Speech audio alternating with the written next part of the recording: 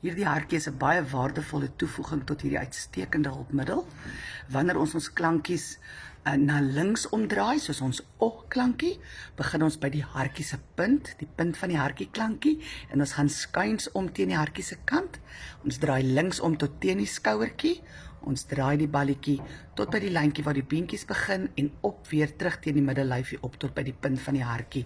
So al die klankies wat links omdraai, is die punt van die hartjie 'n duidelike gids van waar die draaibeweging moet begin.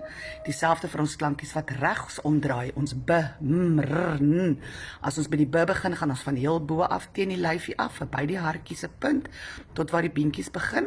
Dan gaan ons terug teen die middellyfie op en by die hartjie se punt draai ons regs om na die skouertjie toe en ons draai die balletjie tot by die lyntjie waar die beentjies begin en terug na die middellyfie toe vir die b.